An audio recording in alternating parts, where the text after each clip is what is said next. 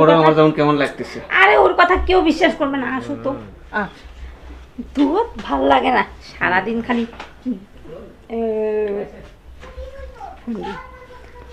হ্যাঁ শোনা, তুমি কেমন আছো? জি ভালো আছি। আর দেখো না, একটা প্যারালাইসিস হয়ে পড়ে আছে বাসার মধ্যে, সারাদিন খালি এগুলাই করতে হয়, আমার ভালো লাগে না। তোমাকে নিয়ে যে একটু আমার সময় কাটাবো। আচ্ছা শোনা না, ও তো কিছুই বুঝবে না, বাইরে না, বাইরে কেউ যদি দেখে ফেলে, এক কাজ করো, তুমি আর আমি মিলে ওর সামনেই কিছু করলে টের পাবে না। আর ও তো উঠতেও পারে না, আর কিছু বলতেও পারে না, কোনো সমস্যা নাই। এখন থেকে আমরা যা করবো বাসায় করব। শুনো, তুমি আর দেরি করিও না, আমার আর ভালো লাগছে না। খালি সারাদিনে একটা রুগী বাসার মধ্যে থাকলে ভালো লাগে বলো তো? কোনো আমার তো একটা চাহিদা আছে, মনের একটা সকালাত আছে, বুঝো না?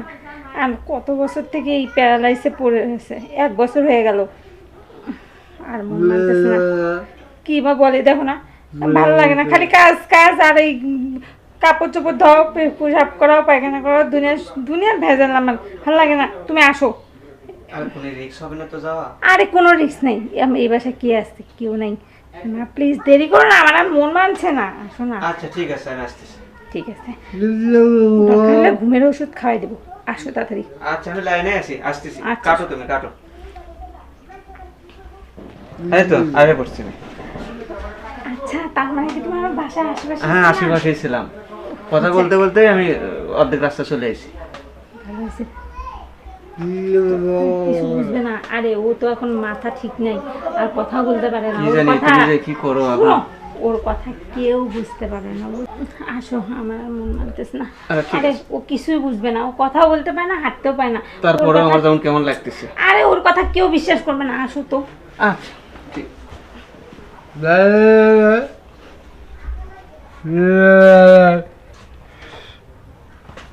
এই ওঠ ওঠ, আমি তরে ধরার জন্যই এই প্রতিবন্ধী নাটকটা সাজাইছি।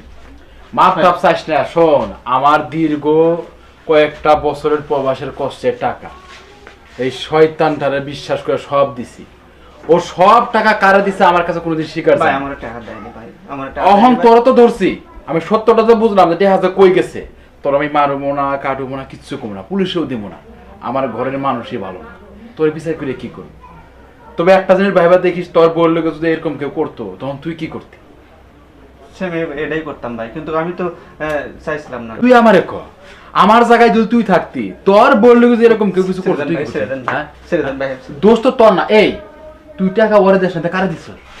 কারে দিছ টাকা? হ্যাঁ আমার ক, কারে দিছ? আর তোমার জন্যই তো খরচ করছি, আমি কাউকে দেয়নি।